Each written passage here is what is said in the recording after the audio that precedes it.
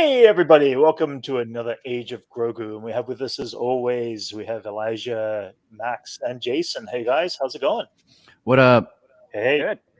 how's everybody's week been, guys? Good week. Good. Went by quick. It did go by quick, huh? It was another, yeah. I mean, there's a lot of news that came out this week, a lot of little cool tidbits that we're definitely going to be covering today. That's for sure. Yeah. You'll be all happy to know I caught up with Peacemaker finally. So Finally! there you go. That's great. So we're definitely going to cover the second half of this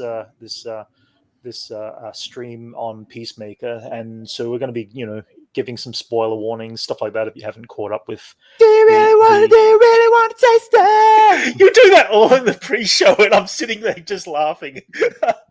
It was an awesome song, but yeah, we've got that. We've got plenty of other little bits and pieces. We're going to date right back. I mean, right from when we did our stream last week, we jumped straight into Super Bowl trailers, and we had some really cool little things that went on. No Obi-Wan, dropped. Unfortunately. No Obi-Wan. No Obi-Wan. No. There is a rumor that there might be something released to Bad Batch possibly dropping on Wednesday for season 2, but I don't know if it's just rumor yet. But still nothing on Obi-Wan. What are your thoughts, guys? We're going into Obi-Wan in just a couple of months' time. We've had no trailer or nothing. So, any thoughts? It's just them waiting for their time, No Star Wars different just from. Hey, Zachary, how's it going? I have no new thoughts. I mean, what did, Yeah. did they just mention John Williams doing a score for? Yes, they Obi-Wan? in It's fact like the one bit of news we got, did. right? Well, no, there's a couple of bits of Star Wars news, but yes, we got a poster. Well, here's the thing: this is still not 100% official. It does come from Variety, but it comes from a very cryptic tweet, I believe, that John Williams originally put up there. So it was kind of interesting that he will be doing this signature piece of score for Kenobi, supposedly. Are we happy to see John Williams come back and do a Star Wars score? Of course. Yeah, of Absolutely. Is that a question? Of course. Hey, look, absolutely. As long as he's Totally. holding parts I don't and- think Brent's really excited about Oh, it. I am unbelievably whatever. excited. I mean, come Yeah. on, it's Are you? John Williams. I mean, he came back and he did the Do key you score like for John Solo. Williams, Brent? Oh, shut up! You know I like John. John Williams has been inspirational to me since the age of 7 years old when I first heard of Star Wars. What was Star Wars was the first time you heard? Oh of it? yes, yeah. I mean, you take it further back, and it's like he did The Jaws Superman. before that. It would have been super. No, okay. it was Jaws. Yeah, Jaws before that. And then As a any kid, other I films used to were- switch back and forth with Superman theme and Star Wars theme. Just like, Mhm. they merge Oh, into yeah. each other. They in my head. blend, It's they like- meld in your mind. Jones. Yeah, Yeah, totally, and it's like almost the same note too. for sure. Yeah. Yeah. I don't know. I'm curious to see what he brings to the table with an Obi-Wan Kenobi theme.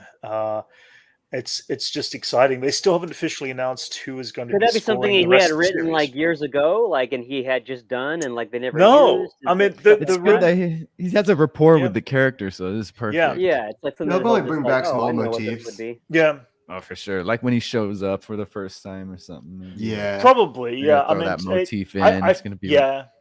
reminiscent of certain moments in the Yeah. in the Tridge. Yeah, completely. I mean, I got a feeling it'll be like the Solo score because he composed the main theme for Solo, for Han Solo, and it'll be intertwined throughout the series, I'm guessing. But there'll be an opening credit that'll be purely John Williams's.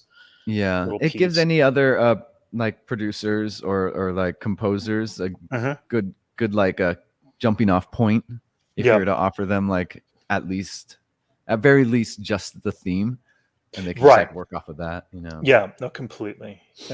There was one other person who was name dropped this week as related to music, of course. Rogue One has now also got a composer for not Rogue One, I should say, for Andor. Andor. The guy who did the And, Secession theme song. Yes, Nicholas Britell, I think his name is. Have you guys so- watched that show? They I- overused that theme. Really, Like, actually It's haven't. one of the, it's like Just they used like over and in over between again. scenes, it's just Right. that theme song. So Right. like it's that song all the time through the whole. And Really? it's a great Okay. theme, but it's kind of overdone. Interesting. But Okay. I mean, it's I a hear good it's a show. great. I hear it's a great theme though. I do have to listen to it. Yeah, kind of reminds me of like Yeah. the Mad Men theme in a Okay. way. Oh. Yeah. Well, that was like RJD2, right? I think What's that? I think I have no RJD2 idea. did the Mad Men theme. Oh, really? Okay. Yeah, if I you guys know haven't, who that is. I have not followed the person's music. No, Nah, that's cool. I think Elijah would know who that is. Really? Right. He did the Mad Men? Yeah, Yeah, I didn't know the that. theme Matt song. Really? did the That's Mad Men soundtrack? yeah. I mean, it's sampled for Huh. of course, but it's Right. That's cool. Interesting. I didn't know Yeah. that. So there's that. I mean, that's all my music notes that I can think of today. At least on Andor. that. I didn't even. That's not something Andor. that's on my mind. Like, wow, I wonder what the music's gonna be like. You know, I You know don't what? usually think about that. You know. Yeah. No, It's been that's introduction for that's so it. long. Yeah. Mhm. Yeah. I mean, And, all we like, know is it I comes know out nothing. later this year. I have Yeah. no idea what to expect from Andor either. Yeah. This I is mean, that's- probably Andor's gonna taking be place a- during like Rebels time or something. Like, is that Assume- the yeah. time frame? Yeah, that's what I'm It's- guessing. Yeah. Pre A New Hope, Yeah. post Revenge of the Sith. Right. Yeah. That's a pretty cool time to be. It's like the rise of the rebellion, I guess. Yeah. No, I mean, there's a great period of time and many factions. I guess that's the cool thing about the Great Rebellion is that there are so many factions that they can focus on little stories like this, and he was part And of a it's faction. and it's always a good it's always a good thing to consider that, like, who's alive during this time. You know, everyone's Yeah. alive during this time. It's great, Yeah. except for Oh, yeah. Padme. Hey, Kobe, Except for welcome Padme, welcome of to chat. course. and all the Jedi. Kobe. Yeah, and the younglings. Okay. And the young Yeah. ones. Oh yes, yes. Except Well, for, like, we the know how one. that turned out. And speaking of how something one turned minute. out, there is a bit of sad news that happened this week. I wanted to cover just briefly. Ivan Reitman, producer of Ghostbusters, passes away at 75. I understand it was a relatively sudden thing, so it sounds like it wasn't from a disease or anything like that. Yeah, So it's like in his sleep too. it for our generation, it hits hard because he did some of the most memorable films, of our generation. Yeah, Not just good run. Ghostbusters, but Elijah, you follow his work more than anybody, and Yeah, I mean, it's Yeah. interesting that these type of a director like that, they die after Mhm. their last project. I mean, I'm sure he Mhm. was hanging on for the Ghostbusters Afterlife, Yeah, and then he dies in Yeah. his sleep. I guess that's what Yeah. happened. yeah, But it's interesting that they get to a certain point and at least he got that in, or at least had Yes, that yeah. recognition again before he passed Absolutely. away. Yeah, absolutely. he got to Nice. see his son. He got to see Yeah, his, that's it. accomplish His that son and take over, legacy. and absolutely, yeah. Set it back on track to, Yeah. a greater potential if had he Yes. passed away 4 years ago or whatever, Yeah, So no, that's nice. exactly. Yeah. No, But it is it's nice, kind of and- weird to be in our generation where we're seeing, Mhm. All of the greats, people that we kind look- of, the yeah. people we looked up to. I mean, even Mhm. people in our own age range, and Yeah. people passing away to like all kinds of different things.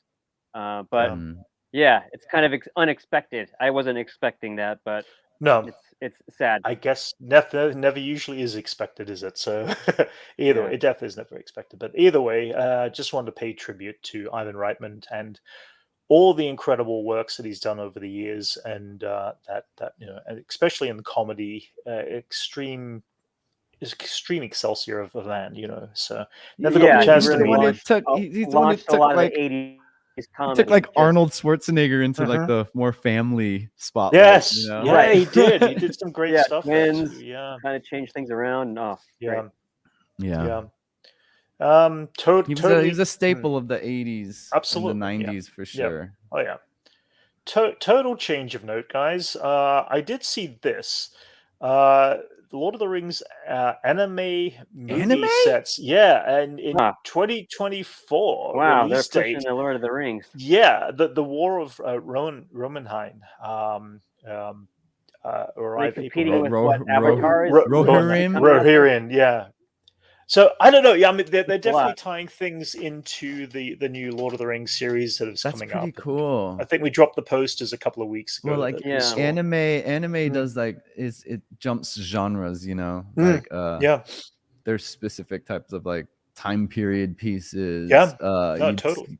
You could say that Attack on Titan is a very European like a European inspired like style.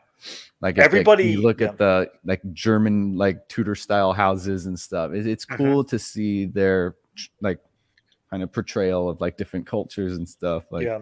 starting from like Kiki's Delivery Service up to now, and to then see them take on Middle Earth's aesthetics. I'm stoked, man. Yeah.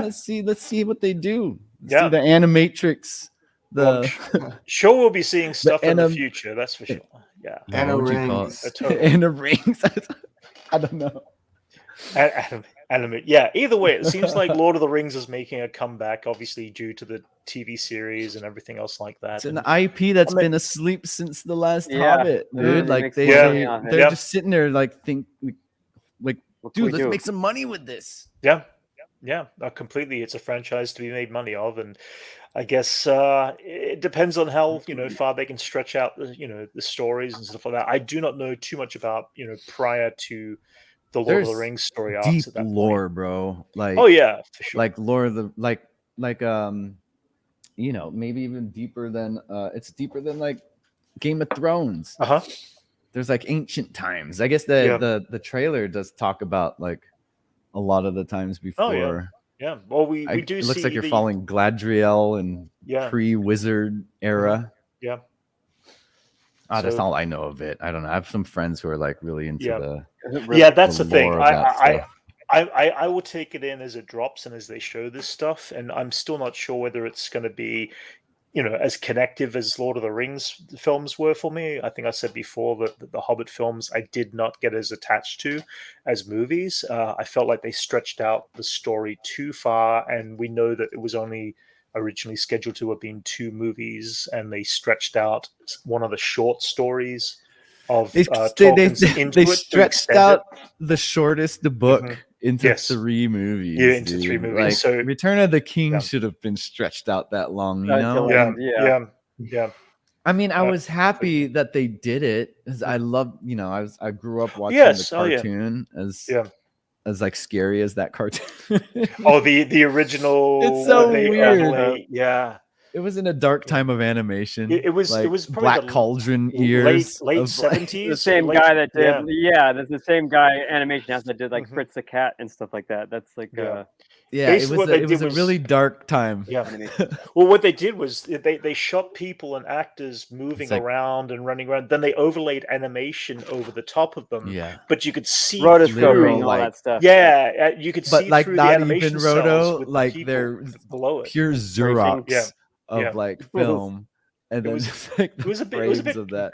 bit creepy and They a little took weird. they took the technologies they got from 101 Dalmatians and Right. just like did a lazier version of that where Mhm. they just Yes, like yeah. photocopied photos and Yeah, stuff like that. totally. Yeah, Yeah, Secret of Nim, exactly. dude.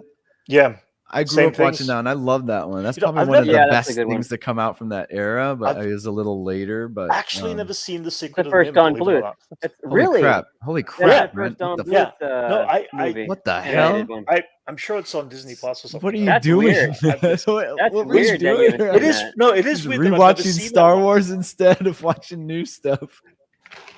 Sometimes That's I a just weird need one be for in you the to right- miss. I mean, maybe that's Yeah. was it not released in Australia or something? No, it was That was released the in beginning. That Australia. kicked off the I whole remember era. It just never. It's a cornerstone clicked in to sit and watch animation, it for me. dude. So it's Like you know yeah, that yeah, it's Don it was Bluth, in I that. It think. was in the same section of like Dark Well, Crystal and all that, mhm. and the same genre. I'd even Yeah. say. I know we all miss. I guess we all miss something.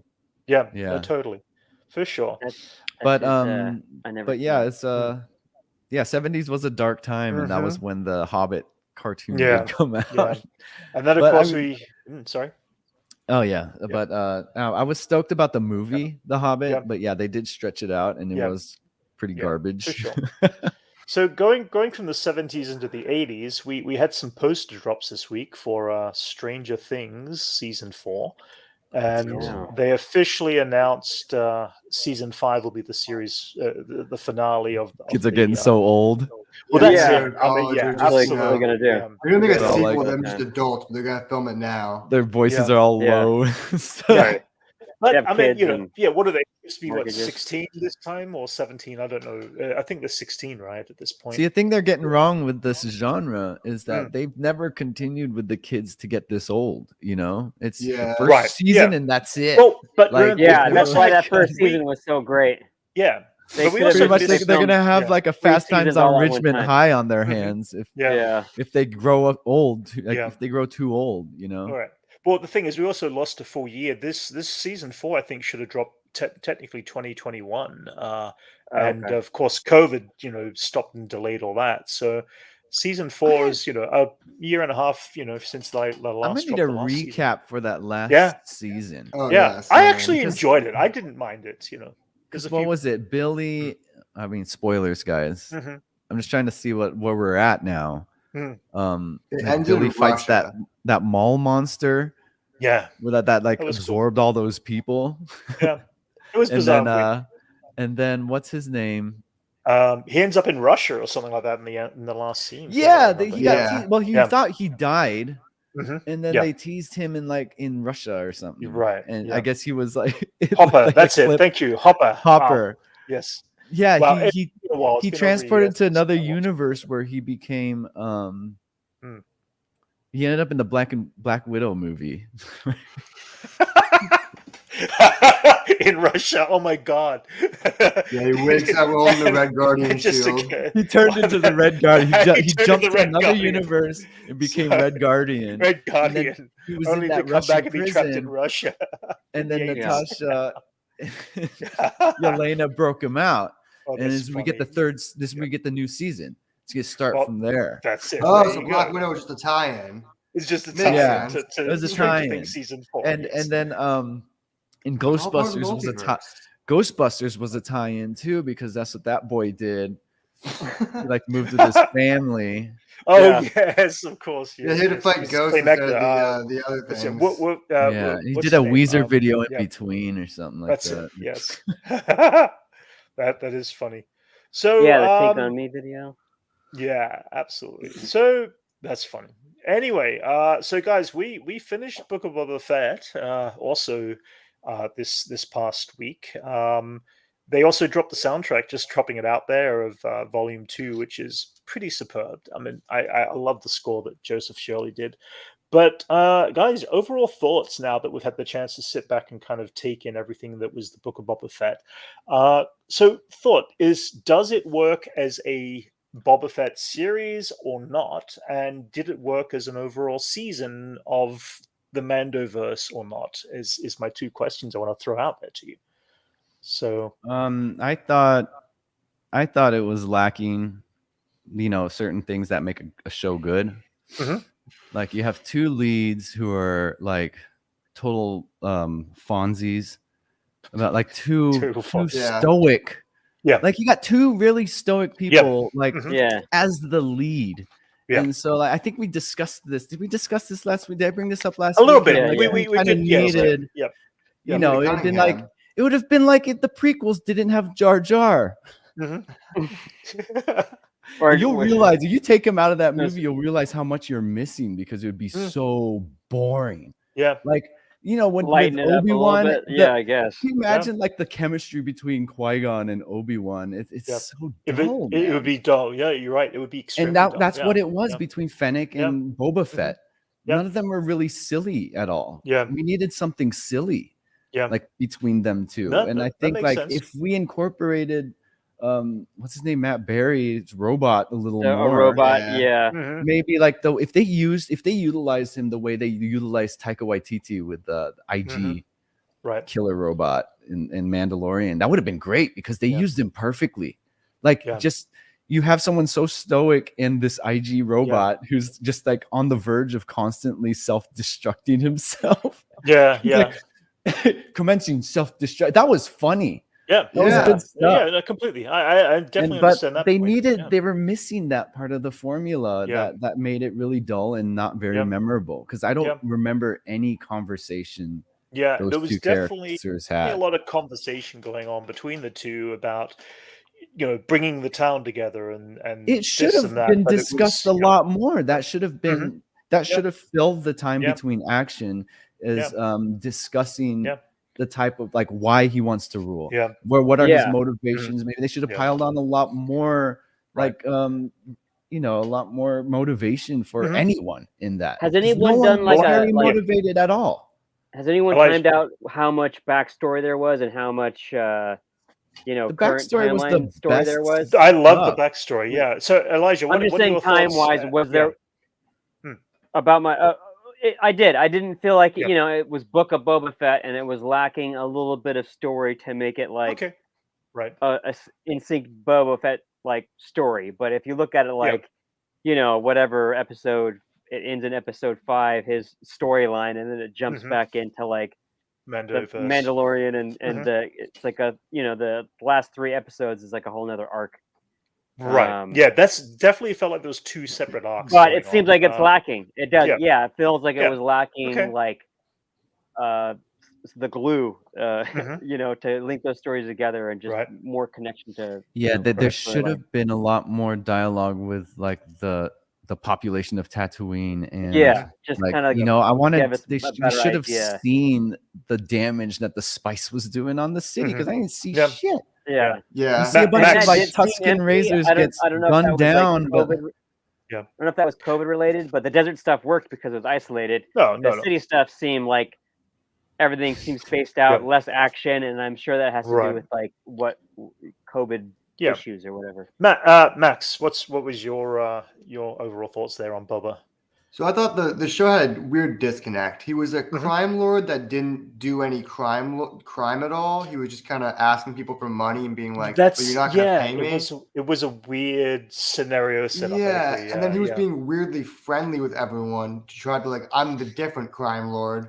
But why would anyone pay him if he's going to be so friendly? Why wouldn't someone just shoot him in the face when he's walking out without his helmet on? That makes sense. That makes sense. Like I thought that all the time, walking his helmet off all the time. Yeah, I think the show's bigger problem was its tone. Like I know Mando kind of became what we thought Boba was going to be, right? But they didn't. I don't think they gave us enough of what we wanted Boba to be when we first saw him years ago. Right. Well, even when we saw him in season 2 of Mandalorian, I mean, he was a freaking badass in that one episode. He was still stoic in that show. He wasn't that's really. it. Yeah. He wasn't really stoic. He was kind of just there trying to be badass. Yeah. I feel like Mando gave us the Boba Fett we wanted. Yeah. And so we're good.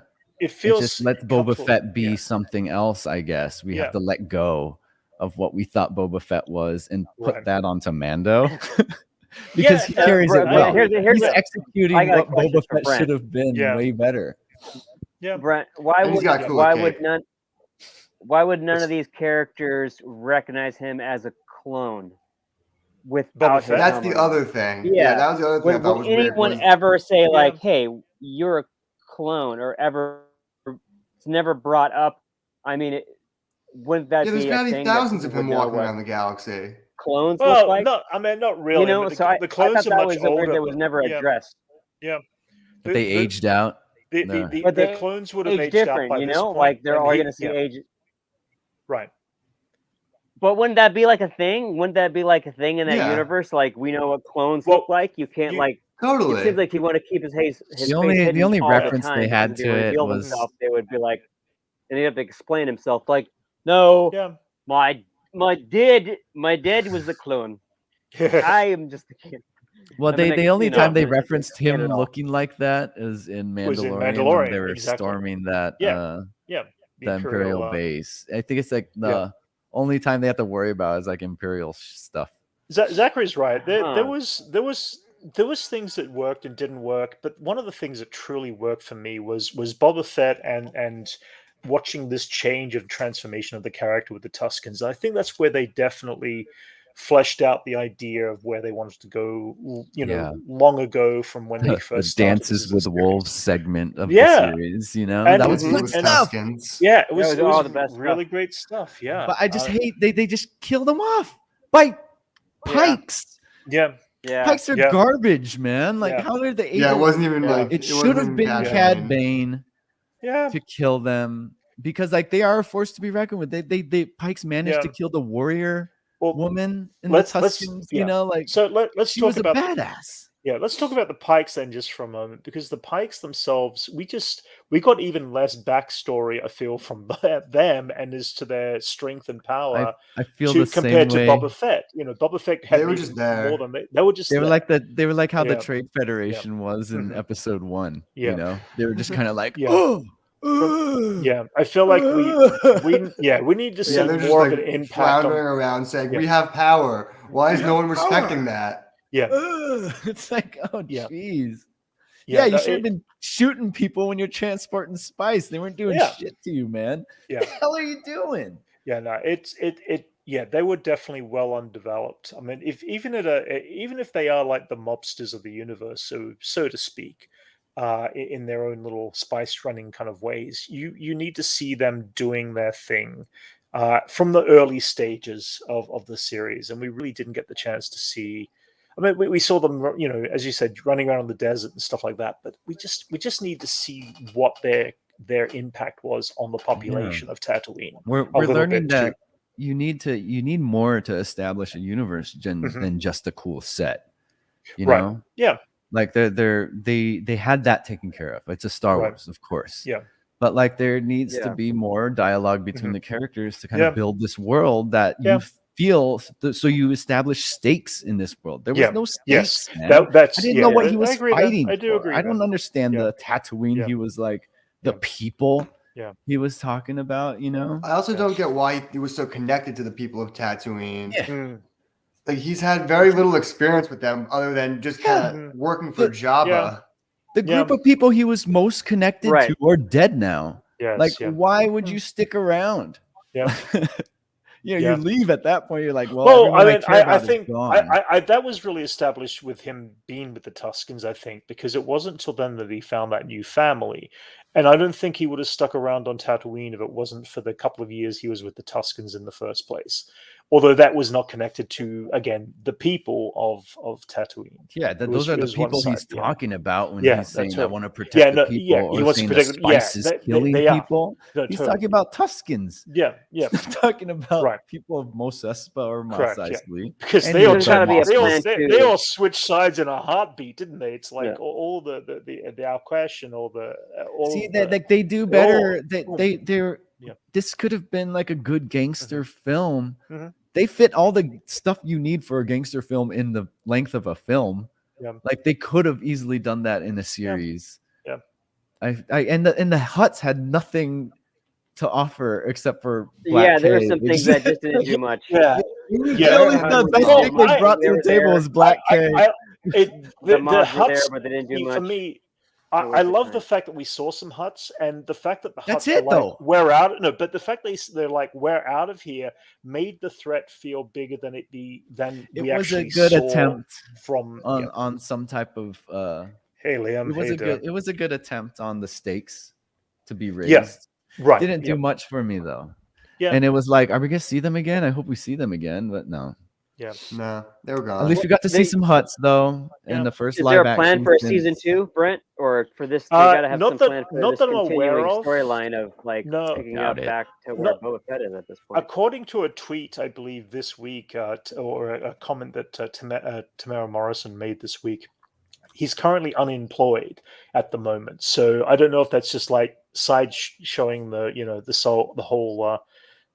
Fact that he's got other work still going on in the Star Wars universe, or whether or not they do an Aquaman. They're quietly on Aquaman. Yeah, he's whether or not they're moving forward Boba Fett in a partial way that we'll see him once or twice, but we expect him to turn up in other character roles, hopefully within Ahsoka and other shows like that. He's got a lot of potential in the Star Wars universe, that's for sure. Yes. A lot of characters have his face. Right. Yeah, it's a very rare situation. Yeah, absolutely. Yeah, we expect he'll be busy for years to come. He's not working. He's not employed for a couple of days. I'm unemployed while I'm on vacation in the Bahamas. Yeah, there were things like this. We definitely could have seen some montages of just Boba doing a couple of Rancor training sequences, just to see that going on. I mean, we and all you know what? He didn't need the Rancor. He could have come back with his ship and done a better job. Yeah, but the ship would have done all he did was destroy the town. The Rancor did tons of damage. The Rancor did tons of damage. He would have hit the. You would have taken precision attacks. It would have been a lot less. It was it was a symbol. No, it was a symbol. No, yeah, I know, but they should have at least disabled his ship, so there was a reason for him to have to use the Rancor. I'm just saying that's lazy. It's lazy writing. I don't know if it was lazy. I definitely think it was like, he had to show his face to the people. He couldn't. No, he had to show back in his palace. Yeah. He had to show. Yeah. They had to show. Yeah. The show needed him riding the Rancor. That was it. That's the only reason, dude. Liam thinks it was absolute rubbish. I wouldn't go that far. There was some definitely things that were entertaining in this season. But if it was just to class Mando season 1, 2, and Book of Boba, I'd say Book of Boba is kind of sitting at number 3rd place right now, because there's been so many incredible things that that was so cool though. I mean, that was a control. Great it wasn't It would have been the right move, but we wanted to see the Rancor. And if he didn't come in with the Rancor, we would have been very disappointed. So they waited out, and they're like, well, he's good. We introduced, Chekhov's Rancor. He has to come in riding it towards the end of the season. At the end of the day, it's just pacing. The pacing in the Book of Boba Fett had a very strange pacing. And all the way through. I don't know if it's really... Yeah. I mean, you referenced to like chapters of a book, but it was almost like they skipped chapters. Like, oh, we're gonna skip a couple of chapters. We'll skip a couple of chapters. Yeah. It's like in Watchmen, where it's just like an excerpt from from Night Owl's. Tales of the Black Freighter. Black Freighter. It's more of a non sequitur. So you got the different story. Yes. But either way, I mean, end of the day, I'm glad we had a Book of Boba Fett kind of base story. But it's a live action Star Wars, dude. Yeah, that's it. I'm never going to complain about live action Star Wars or even animated Star Wars. We'll always be there for it. So but I am looking forward to Mandalorian season 3 more so at this point. I'm looking forward to like everything still. Like, totally. Yeah. And/or Black K series. Yeah. Yes, that'd be cool. Well, see, Black Chrysanthemum is connected to Dr. Aphra, who is the archaeologist in the comic book universe. And although I've never read any of the comics, okay, all right, fair enough. Funny. She's like, oh, I'm an archaeologist, and always ends up murdering everyone. Oh, really? Okay. Not really, but that's just kind of like what ends up happening a lot of the time. Okay. So does Indiana Jones. Indiana Jones fossils way worse than at her job than Indiana Jones. Indiana Jones at least gets what he's looking for. Mm-hmm. I create fossils, guys. Fair enough. What Star Wars show, live action Star Wars show, would you love to see? That isn't on the lineup. That isn't on the lineup. Ewoks, but they're all assassins. Popped in my head was Ewoks. The Ewoks, really? That's like off-world Ewoks, or just going to different planets, murdering just like a hit squad of Ewoks. Guys, if you haven't seen it, there was a group of young filmmakers just a few months ago who dropped their short film An Ewok Hunt, and it takes place on Endor with 2 stormtroopers who are left over from the. It's a cute little little horror. It is a horror film. It's a horror film. It was cool. Cute. It was well done. That's scary from the point of view of the stormtroopers. Ewoks are. But it's scary. If anyone out there doesn't get the chance, check out Ewok Hunt. It's a little short film. What kind of show would you want to see, Brent? What would I like to see? I think now that they've set up the Grogu character, I want to jump 500 years into the future. I want to see Grogu in the height of his age, in the peak of his age, I should say, like Yoda, where he is the Mandalorian Jedi. Connected, I would like to know what he has to do and what he has rebuilt from Mandalore and what he may have taken on from the Jedi, and whether or not he has got something to do with the future of the Jedi as well as the future of Mandalore 500 years later. I think that'd be an amazing story time to take Star Wars and take it well away into the future, and also do whatever connections that Rey had to do with that whole process and and the sequels and see if there's any connection to that and how that plays out several hundred years later. So that's my first go-to. But then I also want to see the High Republic, because even though I haven't been reading any of the books, there's been so much excitement over the High Republic, which is also 500 years before the events of the Phantom Menace. It's just like so far, like any reference to what we know of in Star Wars, probably won't even exist. Yeah, right. It won't. There's no reference to anything that in the previous stuff. If they do High Republic, you know. No, that's it. Yeah, if it allows them to be open to bring in outside, dangerous forces that are not the Empire, for example. Yeah. And the idea is that the Jedi are protectors and peace of the galaxy. So the galaxy has its tiny squabbles, but then you have the bigger outside threat. In this current generation, it's always been the Empire. And you see that, still connected into the First Order, so to speak. But 500 years ago and 500 years in the future, you've got different forms of enemies that are out there, of other species and other races that have different dominations. How do the Jedi and the Sith exist in those kind of territories? How do they operate with people? How does the galaxy continue to function with an outside threat, and what will that do to the galaxy? It's fascinating stuff, and I know they're going to start exploring it soon enough. Short of it. It'll be kind of, there's always war in the feature film side, film and television side of it. Yeah. I would love to see live action lightsaber fights that are like in the video game cinematic sequences. Oh yeah, same. Like why haven't they done that? That's been such a reference point for like forever. That's the one thing they've been lacking on for so long. It's just like a really good lightsaber fight, and it's that's what top tier. Like with they have so much stuff Sith to go off Jedi now too. Yeah, there's some of the best Jedi fights I've seen in most recent history all exist in the video games. Yeah, fan film, surprisingly, that's like where I see most lightsaber fights. Well, that's because they're directly referencing the cool video games. They love the video games. That's probably what inspired them to do it. Like, you'll just see basically, Liam just here is putting in that I think documentary style, I'm guessing, is what he's going for around the Ewoks and other things. They started doing a little bit of documentary kind of footage stuff and archival stuff in Disney Plus. But I would love to see. It'd be fun to see more about the Ewoks. I've mentioned that before, where I'd love to see like a David Attenborough kind of Planet Earth style, except in the Star Wars universe, where they just jump to different. Just called Endor. They'd have to jump to different planets. I don't want to be stuck on. We spent a whole season on Tatooine, dude. Like the Star Wars, you could be the Star. I have to admit, as much as I'm all Tatooine down, I'm ready to move off Tatooine for a while.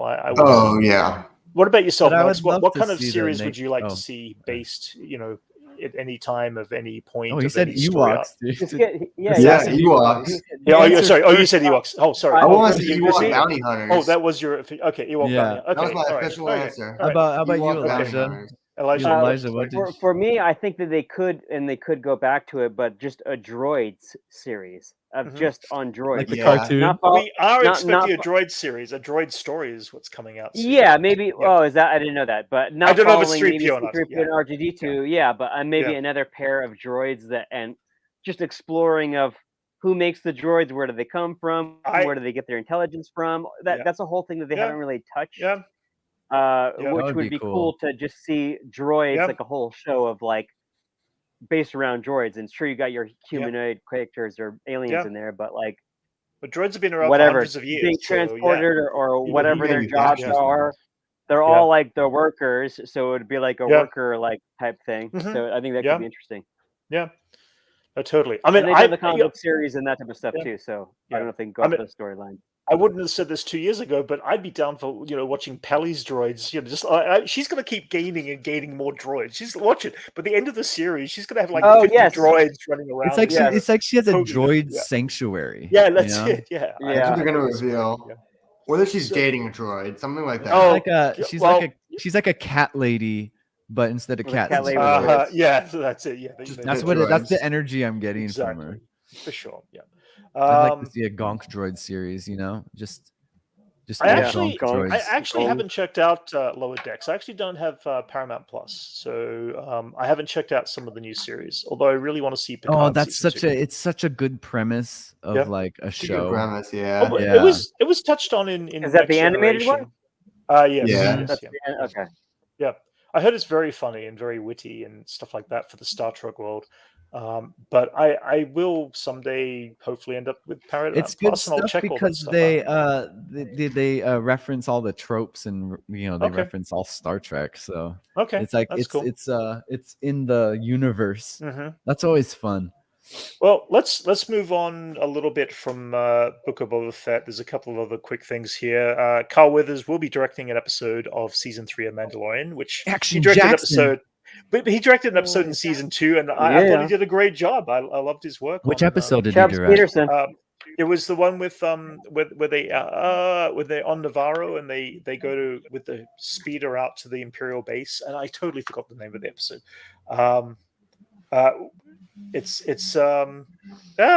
Nope, I've forgotten. Someone do a quick check on the episode.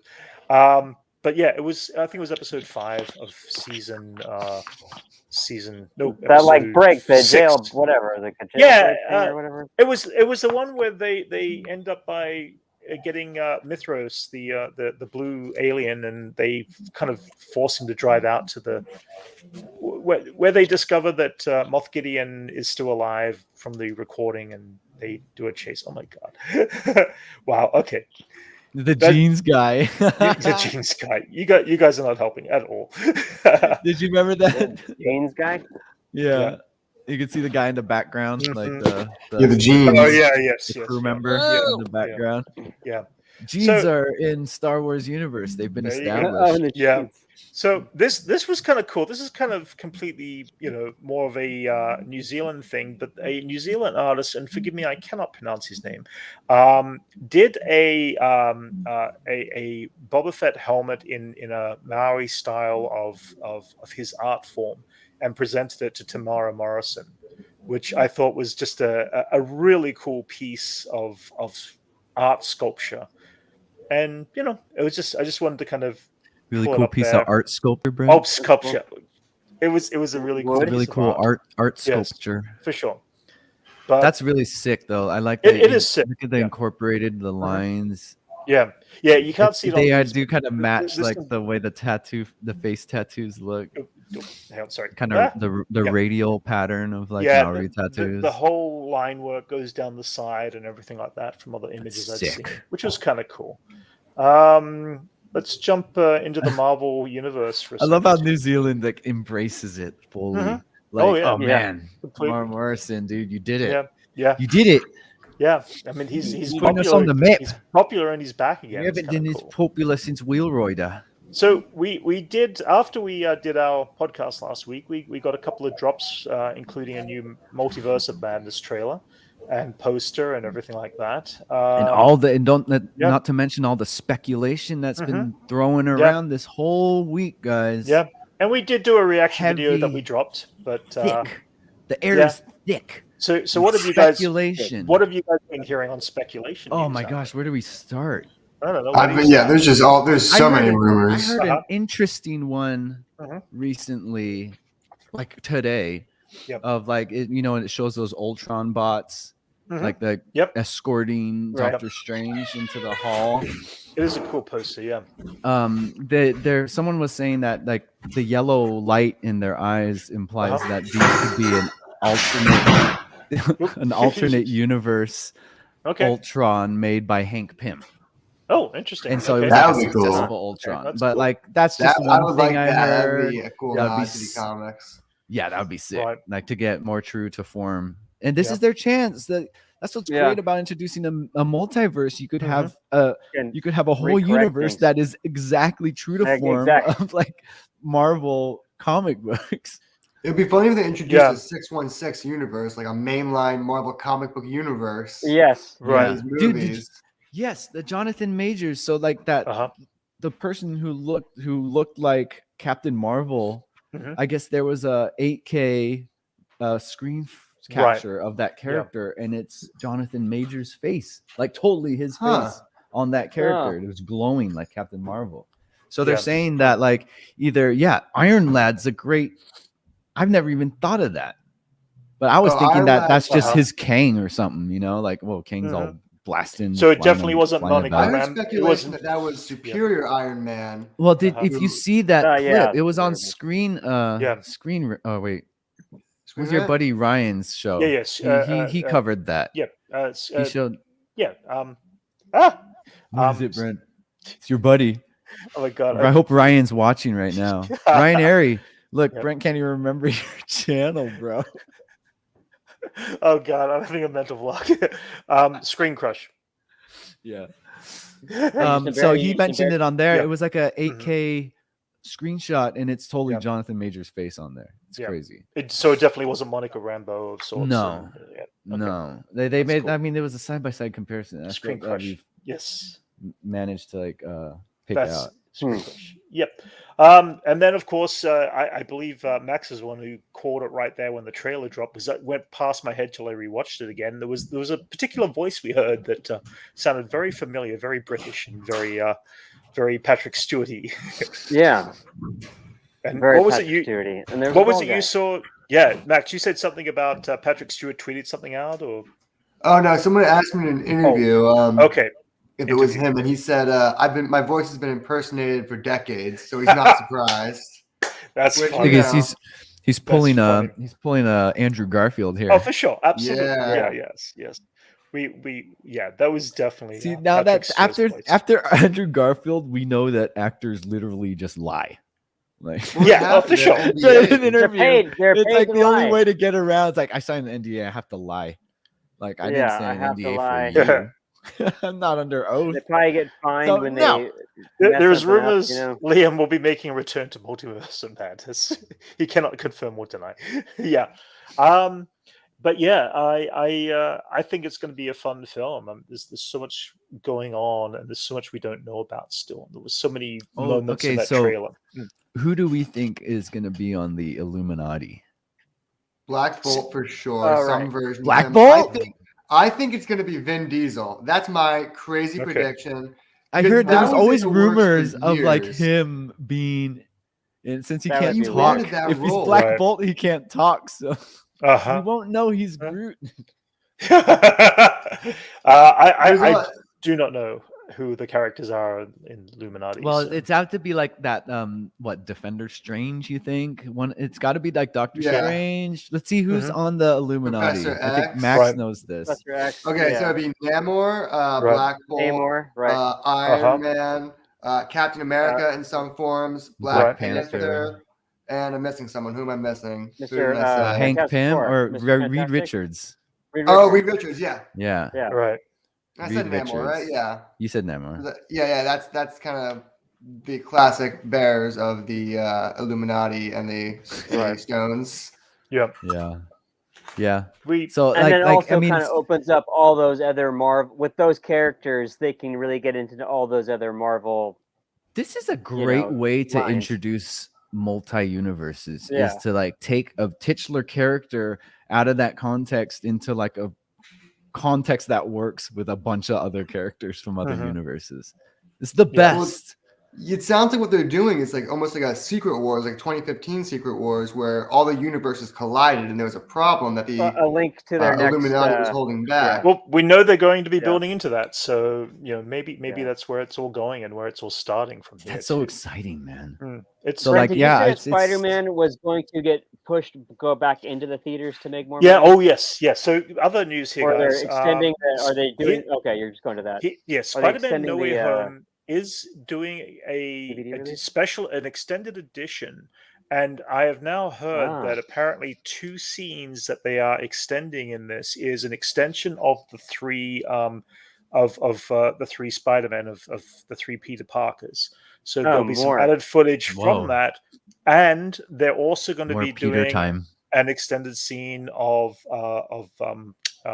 Matt Murdock. Matt Murdock, thank you. Yes, Matt Murdock. So apparently they're going to probably do another scene. That supposedly there was a rumored courtroom scene. Yeah, there was a lot of speculation on that. Yeah, they were talking about that. We assume it's going to be that, this is but crazy. Yeah, this is just them pushing to be the most sales. Huh? Yeah, well, absolutely. Well, he's at March 11th. Yeah, 11th. So yeah, I know That's it's next month. It's a couple of weeks time. So like right after Batman.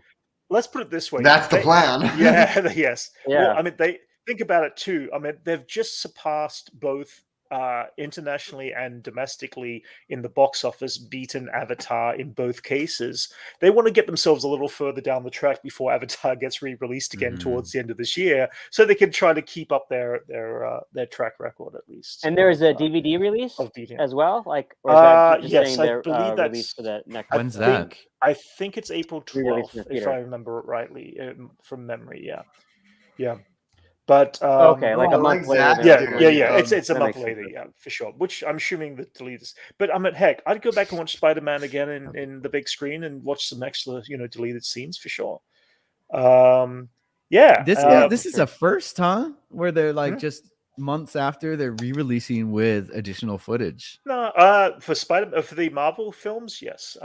What have they done with regular other films? I think so. So quickly. Yeah, I mean they'll do this like years after, but to do it in but not like. But to do it in the same year. No, there's been a few films. There was a few films that did it within the same year. I just can't recall. Was it? I'd have to go. Facts or it didn't happen, Brent. I will find facts. I'll present them next week for sure. I need some examples right now. Endgame, they did that. I can't. I thought that was just a re-release, though. It wasn't like new. No, it had 2 extra scenes. Endgame. What? Yeah, that's it. Endgame. What? Endgame? It was nothing. It was like conversational. It wasn't really anything important. Right. Yeah. Oh wow. Yeah, it was. Yeah, there was a few things. There's been other films. It's like what? Mess. I can't remember. I'll give you the details next week. We're gonna forget about that. We're never gonna. We'll completely forget. Yes. Just quickly, one other Star Wars thing. Jumping back to it, the Old Republic Legacy of the Sith had a trailer re-release from the old game, which came out, and I thought it was a cool trailer. I mean, I don't know if you guys saw it or not, and I've never played the game, but Max, any thoughts on that? It's an old game, but they keep releasing new stuff for it. Really? They're keeping it fresh. It's like 10 years old. Yeah. I have never been into it, but my friends swear by. I have some friends that swear by it, and they're pretty excited about it. So yeah, well, they do that with some of the games. Where they just keep remastering them, right? Like the Grand Theft Auto games, they'll just some of the things. Like that was some garbage remastering, though. Right. Yeah. Grand Theft Auto remastered garbage. I don't. Yeah. I'm just saying they update some video game, the classic ones. They re-update so that you can play them again on the new. Yeah. Right. Jumping through down to the toy world just for a moment, guys. Sideshow Hot Toys just released this week something that Elijah and I have been waiting for a very long time. They're releasing the 12-inch scale DeLorean time machine from Back to the Future 2, and they just dropped these images on their site this week. We saw this mock-up model that they had on display at San Diego Comic-Con. What was it, about 4 years ago? Was it now? Yeah. Whoa. Yeah. And so it's taken them that long just to be able to. Bring back that last picture, Brent. At the same time, Brent, remember they had the In Disguise Marty of 1955 and the other Doc. Yeah. They had those on display, but they still don't have those. Can we see that last picture? Can you put that last picture up? This one right here. Yeah. That's cool. The lighting, just it's So the under everything. I guess that stand is gonna like connect. Yeah, that looks like it lights. Connect your, lights on there. Yeah, it's pretty cool. I mean, and it's big. What's the total length of it? It's like that doesn't do its scale, but it's like it's about 2.5 feet. That's because I've got the original DeLorean there. Yeah, the thing is, this is like 800. It's a bigger scale. No, this is the same scale as the other one. So this will be about 2.5 feet long as well. But it's the original is a beautiful vehicle, and this one was like, oh my god, they're actually making it. It's so cool. But yeah, and they also dropped a statue which is really sweet of a diorama statue of Ahsoka and Maul facing off from season 7 of the Clone Wars. Are the lightsabers smeared like that? Mm-hmm. Yeah. Yep. Oh, that's cool. Sculpted like smear. action, like an action. Sculpted image smear. Yeah. Hey, if you guys had the money, mm-hmm. if you guys had the money, would you buy a DeLorean? Oh, for sure. Yeah, that's what we got to put on. Did you see what I saw yesterday? I would buy that DeLorean. I wouldn't buy a real DeLorean. But like if you well, go ahead, Brent. You're talking about the the DeLorean have been remade all electric this time. Going electric. They dropped. They're going still electric. like 100,000 though, right? Oh, I'm sure they're really expensive. Yeah. Yes. Yeah. But if you had like millions of dollars, you'd get one. Guys. Oh, for sure. Yeah, I put a flux capacitor in it, drive around town. That's a no. Yeah. If I had enough money not to worry about it, but it's like you need to store it somewhere. You're only going to drive it a few times. I've been in a few DeLoreans. It is really boxy and hard to drive. Yeah. You drive it to you'd bring it to Comic-Con for sure if you had it all souped up. Yeah, I would be more apt to convert one. I know some people you'd go on tour with it. Make them EV or electric. They've converted the old ones. Yeah, Zachary brings up something quickly. Another toy. This is on the Hasbro Pulse side of things. They started releasing the Razor Crest toy that they released last week, and in fact, I was on All New Nerds with Johnny on All New Nerds. Oh yes, he did a unboxing because he bought it and ordered it. Now I'm kicking myself not for getting it, but it is a big freaking ship. I mean, this thing is 3 feet long. It's absolutely insane how big the engines are bigger than your arm muscle. Like they're thicker and it's a pretty sweet vehicle. Like the biggest ship. Long. Wow. The sail barge is still the longest, but this is like in size and depth and whatever. I think it's pretty amazing. And Hasbro Pulse space to display that. Just dropped this week. This is the new Hasbro Pulse piece again that's coming out. Thing. Where are you putting these things, oh my man? God. Well, no, I didn't get it. I didn't get it. But yeah, you need space. No, but I'm just asking in general. Better than that. Look at that. 3 foot wing space too. Yeah, we can make, that's for like the smaller figures, though, right? Yeah, this is for the 3 3/4 inch, but they're making a fat bib for Jabba's 3/4. Yeah. But this is all that. This is the newest Hasbro Pulse toy line that's coming out, which is so it's a whole new series of stuff, huh? Yeah. What is it? Actually, you can pre-order. I think I do a cylindrical box droid. Yeah, I completely missed. I think it was $250. I could be wrong. What characters are they releasing in that? Boba, Bib, and Fennec. It looks like at the moment. Any droids? Yeah. Boba Fett. No droids. Yeah, Boba Fett. Hang on. Here it is with all the pieces. But I would say it's Fat Boba Fett. You get the spick. Fat Bib Fortuna.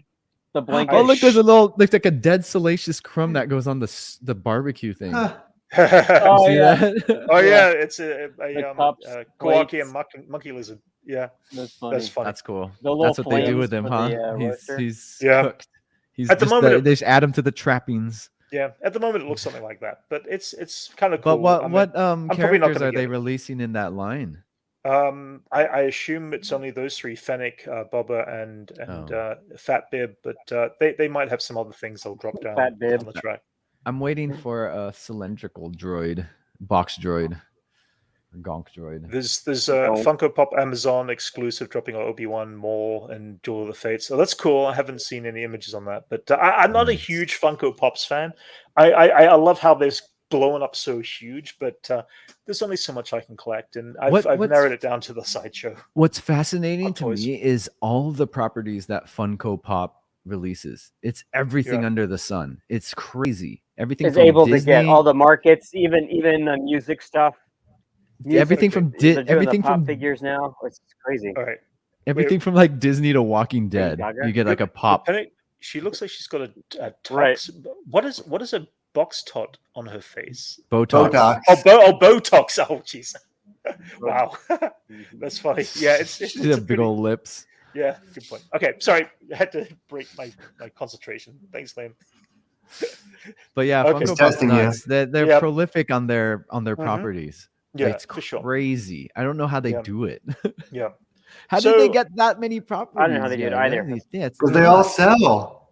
Yeah, they all sell. No, everyone. It's like Lego almost, but even more because like they must give Funko really Pop high comes up back to the yeah. It probably is. But they have really big profits back to the whatever who owns that property. That would do it. Probably like that's a great. Probably like 80% that's a great idea. or something like that. Yeah. We'll give you 80%. We only want like 20%, but they still. And they're just still making bank. Yeah. They're still making a lot, but I mean, if whatever gets you to get those properties. Yeah, that's the only way that I could see that they. Sorry, guys. Brent wants to move on. Or they buy the property. You can see it.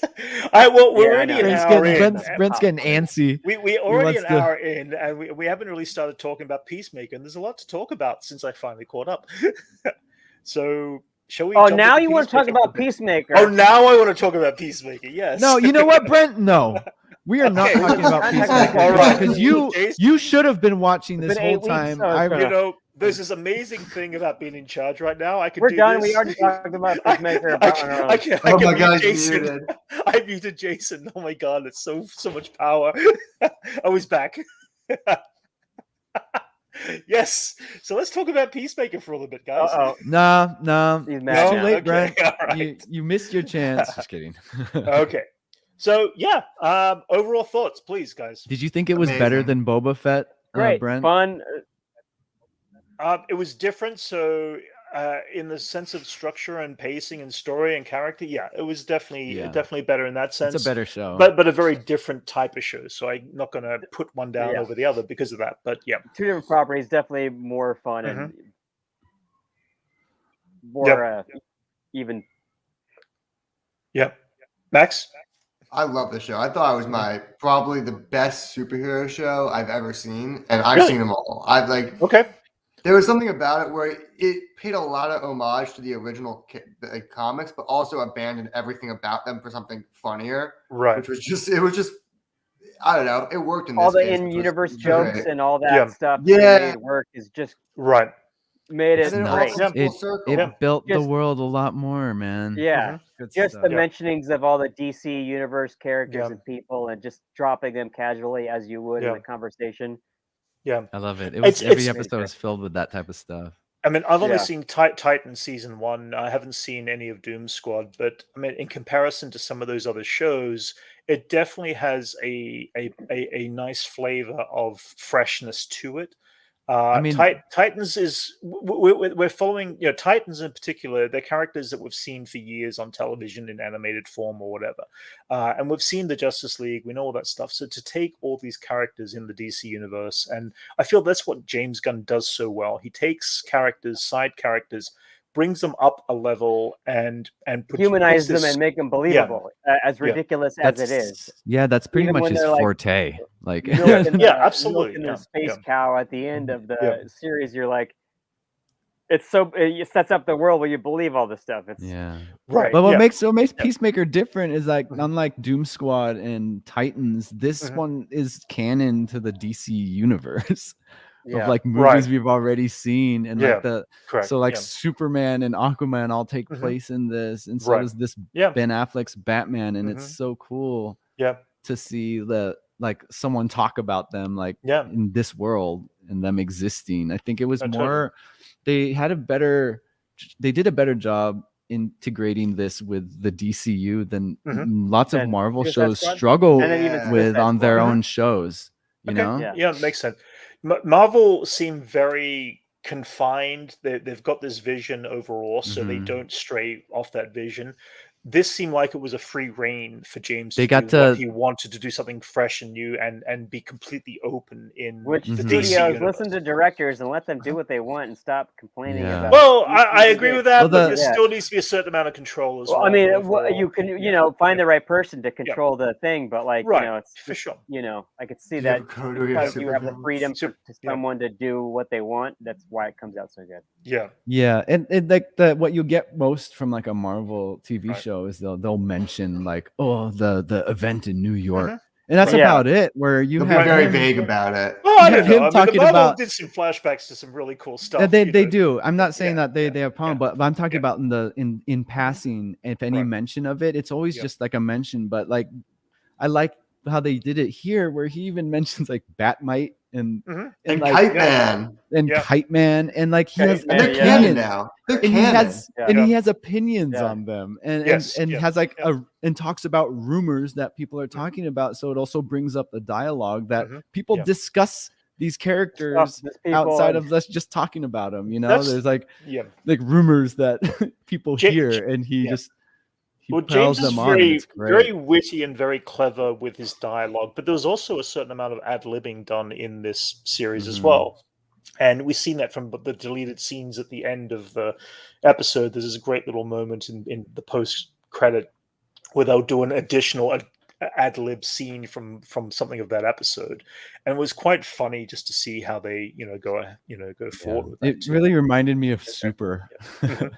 Yes, it was the closest thing to because like people get shot in the face, like it was the same like violent level of like Super and rated R. So for those out there, he brought back like his trauma roots too, with all the hyper violence. Just quickly, with like the poster in the background. Just to intervene there, to talk about, so the audience knows, Super is a film that James Gunn directed and wrote, probably about 3 or 4 years before he ended up by doing the first Guardians of the Galaxy movie, and it's a great film. Very, very violent, very bloody. Wilson, yes. Ethan Hawke, is it? No, it's Kevin Bacon, which got my note because of that movie. My Bacon number's a 2 now because I worked with Sean Gunn. I think we're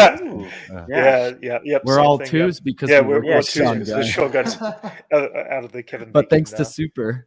Thanks to Super, I was this close to getting on, but I would have had to have paid for my own, level of staying where they were shooting. They were shooting in some small state, and I tried to get in on it, and I was trying to, but the reality was it was such a small budget film that if I wanted to make my way over there, they hired a lot of locals usually when they shoot out of state.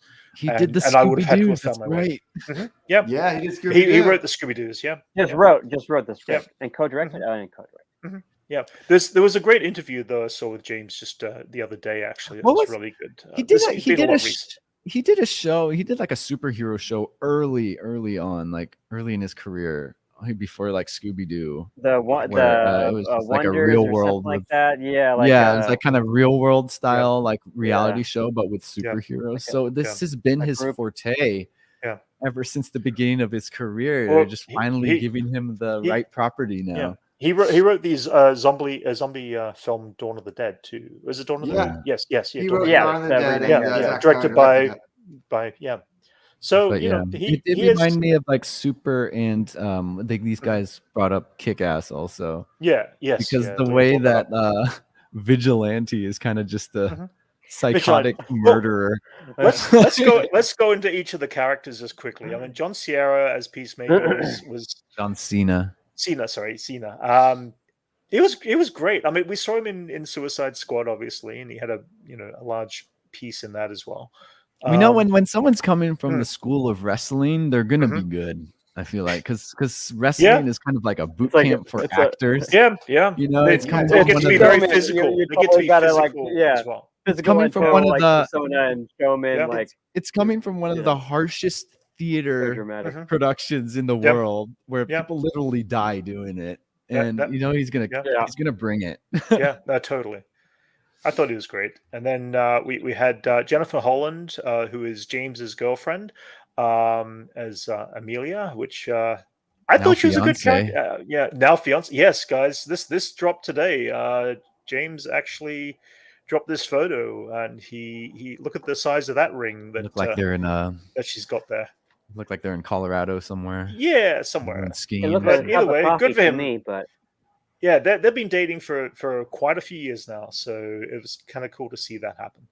But I thought she was great. I thought she was awesome. Hardcore was a lot of fun. Yeah, totally. Everyone did so good. It was a good ensemble. Yeah. Everyone played their part. Everyone had their little arc. their own personal arcs. Absolutely loved her. She was the one character that when came in, I was like, she feels odd and she feels out of place, and she became one of my favorite characters. Like ties the show together. Yeah, I like that you could see she was the heart of the series. They hint at her skill. Like Amanda Waller hints at her skill, and then to see her kind of deliver, and to see her in the field, like, whoa, holy crap, that's what she was talking about. Right. Yeah. No. Danielle Brooks was awesome in that part for sure, and the fact that she. Amanda Waller's daughter of all things. Yeah, by the way, guys, you know what? I'm going to put this up quickly because we forgot to mention we should be saying that we are on spoiler alert here. I completely forgot to put that up on this. So we are talking spoilers on. I know. Yeah, hopefully everybody's caught up. Possibly be behind. Eagerly does. The show. So we are going to be going into some of the spoilers as we talk. Sorry, guys, but hopefully everyone's caught up in the chat there. Eagerly, at least. Vigilante, of course. Sorry, we got to go on Brent's schedule. We can't jump to Eagly yet. The Eagly's in there. But someone mentioned Eagly in the comments. Oh, really? I was just responding to that. Oh, yeah. But Vigilante, God. Good stuff. Yeah. I mean, ever since, I haven't seen him since Harry Potter, but that actor, I was so convinced. He's so weird. He's psycho, and I love that. Like, this is what it takes to be a vigilante like that. Kind of Freddie Stromer. I mean, he lacks like picking up social cues. He doesn't understand like sarcasm. He's got all of the much all the what a psychopath or a sociopath has, all the mental issues, and it's so good. He had some great moments in the series for sure. Yeah, it was an interesting take on the character. It's very, very different than what I expected. The character has never been funny. He's always been a very Punisher-like. He's like a Frank Castle. Really? He's just like revenge. He started out not killing, and then he started killing everyone. And then it's a very interesting character. But they were like, "What if he was funny?" And it worked. Yeah. He's just a nerd kid who trained and was obsessed with everything. He's got swords. He got chainsaws. Yeah. And he's like, he's so skilled. It's insane. Yeah. With no remorse either. That's almost scary. Remorse. Yes. It's so funny. I love the part when he's like assassinating the family. Yeah. He's like, he just takes over. Yeah. Time for the Papa Bear. Ooh. Just the way he's. Yeah, he played psychotic and crazy completely. Him and Eagly stole the show for me. Like, we got crazy. Steve Agee. I love John Thomas too. Steve is. I've met him before, and we worked with him in the Hive. In the Hive, that's it. Yeah, Elijah, myself, and Jason. We worked with him once before. I recognized him. He was the camp director. He played the camp director. I recognized him because he was always the homeless guy in New Girl. Yeah. Well, when we were on set, I was like, "Oh, she's the homeless guy in New Girl." Oh, really? That's funny. He's like a recurring role. He literally, he's the gentle giant. He is the nicest freaking person you could ever meet. Absolutely, really nice guy. He had a really good emotional arc too. At the end, yeah, that's it. Squeeze that in. Oh my God! Yeah, right in the finale, and he was in a situation that I look at it. He was going to probably die, and he didn't give a shit and just said what he had to say and confessed. And the fact that he lived was even better. It was emotional. Like, it was to be able to fit that into the writing at that time of like suspense, to have a moment of like character arc, emotion, and like call back to like the whole show. Yeah, it's James Gunn, dude. How do you do this? He really sinks so good. You made me cry in Peacemaker and Guardians of the Galaxy. How the hell? Yeah. He's got those moments. He knows how to hit the right strings for sure. And then we've got Mern, because I cannot pronounce this actor's name for the life of me, but he's so good, and so good that James regretted having to kill him off, and he's now pulled him into Guardians of the Galaxy Volume 3, from what I understand. Yeah, yeah. Oh wow, yeah. Cool. Oh, that's cool. But it was an interesting character. I was always questioning what the motive was on this character, because he played it so well that elements in there that were I like that he was a straight man, like the straightest of all of them. Yes, straight, and like everyone filled in what like played their role in this ensemble perfectly, and it was just the perfect but still balance. mysterious. Like there was that mystery about that character too. Yeah, it was like, you know, and I think that just that came naturally with him because he was holding a secret, you know. No, for sure. And it's pretty evident. And there's a few other characters they never got. Well, they never got character posters, but there was no character poster I could find of Robert Patrick. Hang on a second. Did Judo Master get one? I do. No, Judo Master didn't get one. So I put up a scene here with Robert Patrick. By the way, like Robert Patrick, all of us have followed him since Terminator 2. I mean, he literally was the T-1000, and anything I've seen him in, he's just absolutely superb in.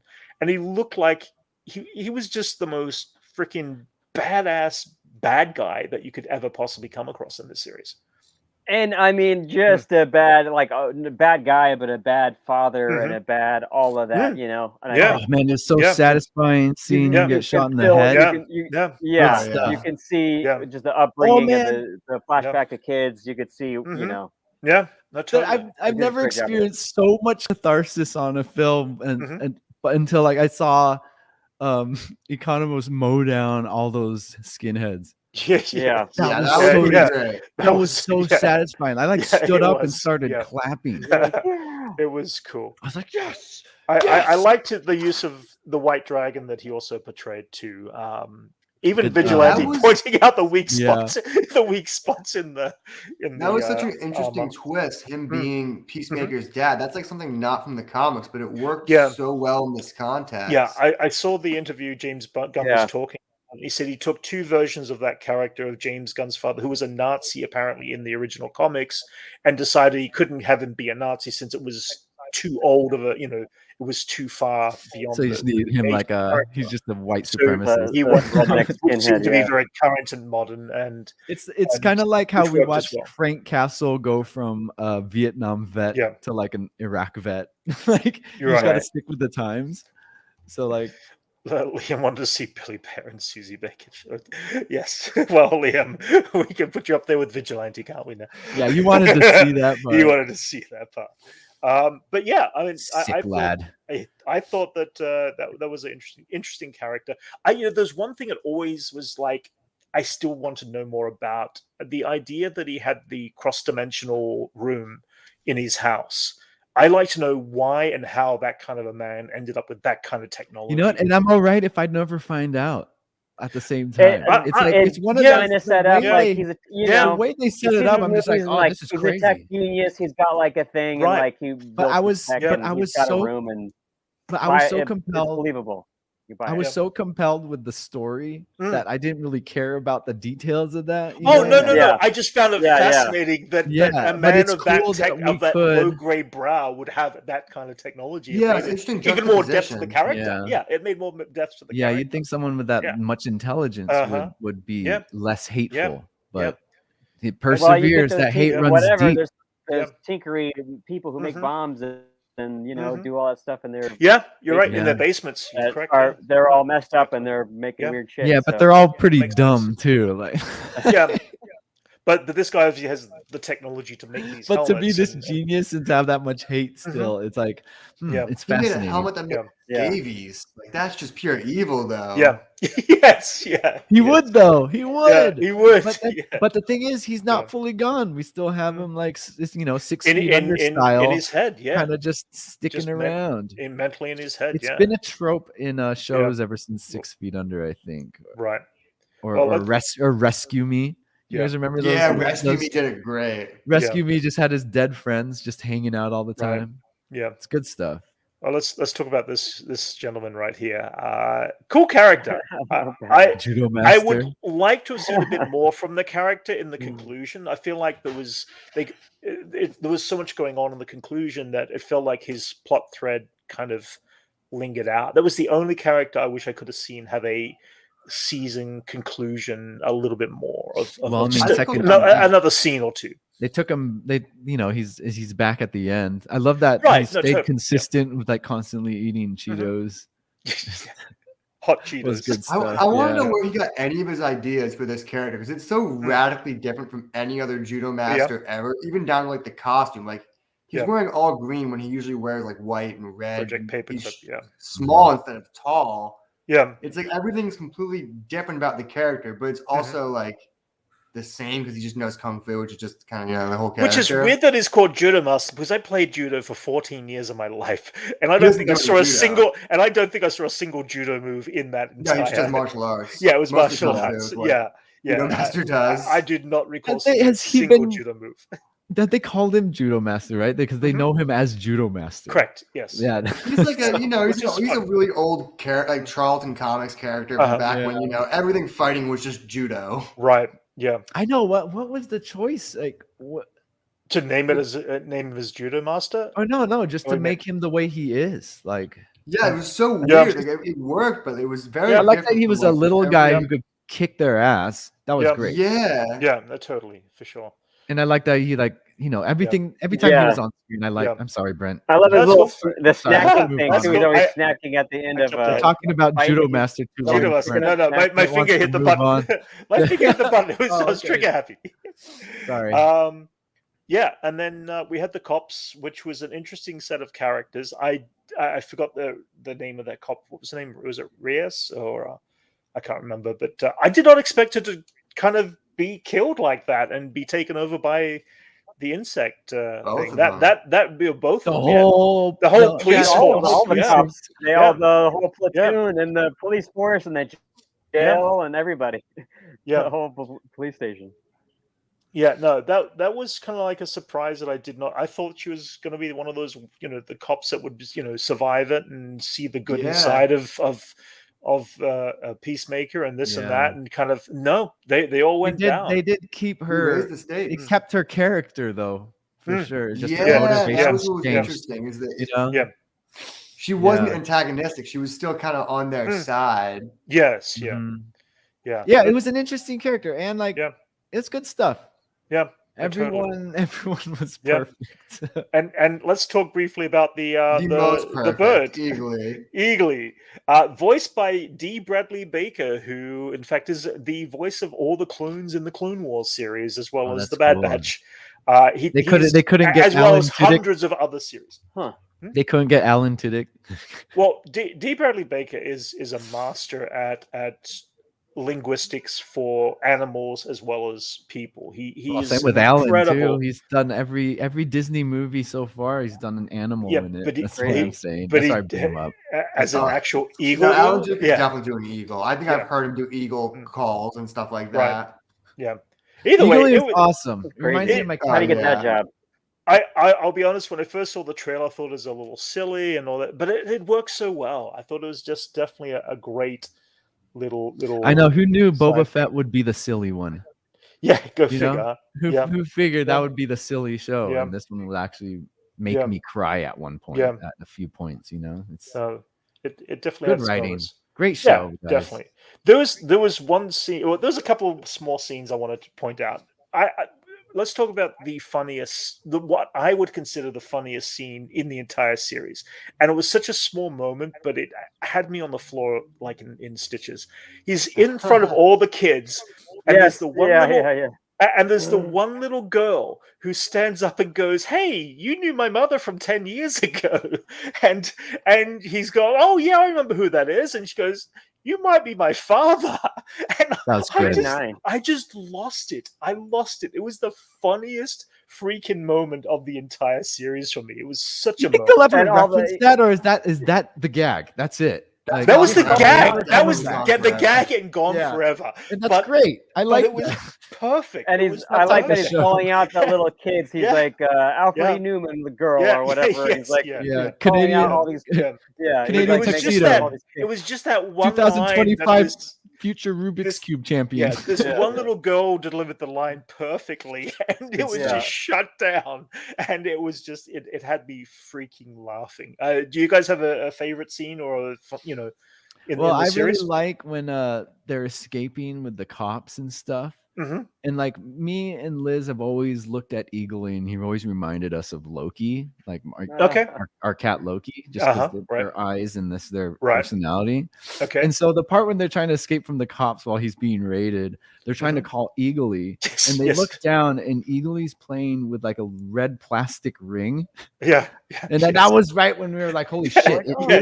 It is Loki," because my cat will only play with the little milk cap rings that Eagly was playing with on that moment. Funny. And it's funny. He has one of those. Jeez. Elijah, what was your favorite move in the? Wait! I'm right back here. I'm gonna finish. Okay. It's right here. Jeez. My cat literally plays with the same thing, and so that. I mean, as amazing as the show was, and there's so many other things. But if I have to talk about one scene, it is it links closely to my cat, and that just caught us off guard, and it blew our minds when we saw him. Like, what? That's funny. Elijah, what about yourself? The one that sticks out in my mind, I guess, is either in the first or second episode when he's at the hotel and at the apartment with the girl and the couple in the other apartment, and just that whole episode I just thought was really funny. A funny setup, him running around in his underwear the whole time. They're just arguing. He's like, you like him, Mom. You like him, Mom. The couple fighting, and at the end she's like sleeping in the bed in between the two of them, and she's just like, so what's going on? Yeah, he's certainly not afraid to be like in butt naked near nothing underwear. He's an actor. Wrestler. He like wears. Well, that's it. Yeah, so he's used to the. So he's fighting used to and stuff like that. Yeah. But it's just funny. He used to wear shorts when he's wrestling, though. But really, that last he's wearing the helmet and the tidy whities, and he's like activating the thing, and he's naked. It's just, It's just there's a whole scene, of him like just fighting her naked. It's great. Max, that was great. My favorite scene, the funniest scene was probably when they were episode 7, I think it was, when they were raiding the place where they were producing the food for the butterflies. Oh yeah. And Danielle Abadayo says we should do this casually, and they walk in and she's talking to them, and Peacemaker just blasts one of them in the face. And she turns around, old lady. The lady. Yeah. And he goes, didn't I do that casually? Something like that. Don't I look super casual right now? That could be more casual. He did it so casually. That was pretty casual. Yeah. But it was like such a shock. You're like, whoa. And he's like, oh, I have X-ray. I can see them. Yeah. Two things left here I wanted to go over. One was the opening music number. How awesome was that dance sequence that it really was the entire fight sequence in the end of the end battle. So not once did I skip the intro after. No, me neither. No, it was the best. You can't skip so that. cool. It was the most unskippable intro ever. Actually, that's where I saw the interview. Kevin Smith did the interview with James this week. Yeah, there's a half-hour interview which is really worth watching. Your buddy Ryan did a breakdown on the symbolism of the intro. Actually, oh really? Yeah, he did a breakdown on like the symbolism and connecting it to. So let's go to this. This is heavy spoilers if you haven't seen the episode and to this one scene here. Heavy spoilers also did. Heavy spoilers here. But we get this one scene at the end and we see the actual Justice League flying in. Of course, we get real live action. See, this is something that Marvel has never done. We've been wanting they're too scared. They won't even do it in like a solo movie. They brought in Rhodey in that for They had Samuel. They had Samuel L. Jackson pop up twice in. But that's not the like same. That's not what I mean, Brent. I'm talking about like the Avengers showed up. That's what I mean. Okay, but together and unified. Like it means something when they show up together. Yes, They were late, and we got to see we got to see Barry and. You got to see Aquaman say that F-word. Well, that was they had this they had this great running gag throughout the whole series, and the fact it was paid off in the last episode was kind of fun to see as well. What's funny is it actually ties into Aquaman and Flash's relationship in Zack Snyder's Justice League. Right, exactly. They have a lot of it worked with their rapport. Their chemistry. It was kind of the same. It kind of reminded me a lot more of the Zack Snyder Justice League than the Joss Whedon Justice League. Yeah. Oh, yeah, for sure. Yeah, Justice League. But overall, it was a definitely fun series, and they announced this week that season 2 is officially picked up. It's done so well in the ratings, apparently, that exceedingly well for Warner Brothers. It was a sleeper hit for me. I had no idea. Yeah, it was going to be this good. But again, that goes to James Gunn's ability to be able to take a smaller, lesser known character and bring everything up. It seemed like the cast had an amazing, and that's what he's great. He's great at picking an ensemble cast of actors, not characters, but actors who bounce off of each other so well that they look like they're always having fun on set, and they seem to look like, as much as the Guardians of the Galaxy cast were, and they seem to have the same rapport. It's rare to have like a director create that environment on set to where they are having fun. Exactly. Like that seems like a very they are having fun on set, and it translates to watching it. Exactly. Yeah. It's rare for a director to have such a specific skill for a genre. Yes. And to get that exact genre and to be able to do that, Yeah. And this is a very special case where there's not a lot of directors like James Gunn who specializes in this specific genre. Like even Marvel or any other like DC movies will grab like good directors, but not directors who are specific to comic book genre, which I would say James Gunn is. That is his it's like his that is his like special. Well, Joss Whedon was too, but we don't talk we don't talk about that anymore. Yes. We've kind of got that. We've got fatigued with his style, I think we got everything, and even James got canceled at one point too. And he's still for totally different reasons, though. Yeah, for totally different reasons. Yeah. But like, it's rare for someone to be this good and like to be able to get the freedom of doing it and them trusting him this much, man. It's rare, and we got lightning in a bottle from this episode, just like how we did with the Suicide Squad. Yeah, it's just completely perfect. Yeah, perfectly done, man. Yeah. I can say that. You can say that. That's pretty true. I mean, he definitely kind of adds, he captures it perfectly, which is kind of funny because Martin Scorsese thinks that comic book movies are a joke. But again, So but he's old and he has an opinion. Different times, different movies. Yeah, that's different stuff. Exactly. Yeah. I mean, he's got good stuff, but his most recent, whatever. So either way, I mean, end of the day, I think we all can say that we all definitely were, excited for how this series played out and excited to see where it goes in the future for sure. We're getting into an hour and a half here, guys. So let's do some final plug moments. Jason, anything you want to plug at all from Vogu that's coming up that's interesting of, sorts? I'm working away at the Chibi collection, so look forward to that. And that's cool. Look forward to announcements on our swap collection as well. That's cool. It's just more universe being built. We dropped Choose Your Own Adventure lore. So check out our Discord. Okay. You choose your own adventure, and we also have our community-driven lore sessions too. Right. So people are dropping stories on their own TARs and stuff That's cool. like that. So we're building this universe bigger, and it grows every day. So. To check out our Discord and our Twitter for more news on that. And then Elijah, you had something that you worked on that just recently dropped on television, a cable, was it? Oh yeah, I did a miniature model for a show called Your Attention Please. It's on Hulu. This is season 3, episode 3, I believe. I did this little mountain miniature of that they did like a pretty. They featured it for a good 2 minutes or something. Maybe not 2 minutes, cool. but what is it? Decent amount of time where they got some decent shots of it. It's supposed to be his inner lair, like he's in this set, but this is like the miniature version of all the little interiors that they use. Like an architecture model. Oh, that's awesome. It's kind of an architectural model that he had made or whatever, or sits in place. So it was just a nice reveal that they did. Fortress of Blackness. That's awesome. Yeah, that's cool. Yeah, I saw. And then I also which is a fun piece. Designer Con just opened up registration for booths. Oh, okay. So I put it in. We got to do something about that for sure. That's right. November. Yeah, I gotta hit up. We got to jump on that for sure.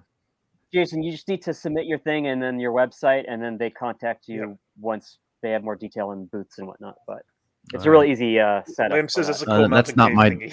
That's not my department. Well, I'm just letting you know. I'll tell who it is. Yeah, we'll work on that later for sure. Max, anything you want to plug or anything fun you're doing and working on right now? Or no, I just finished a shoot on like some booze commercial. Got a bunch of free booze, so that was cool. Okay, so I'm gonna drink it. Nice. There you go. Nice. Very cool. I'm going to be working on something this week. I don't know if I can really talk about it specifically, but it's supposed to be a cockpit of sorts from a fighter jet, which I don't know too much more about it than that, but that's going to be kind of a fun build.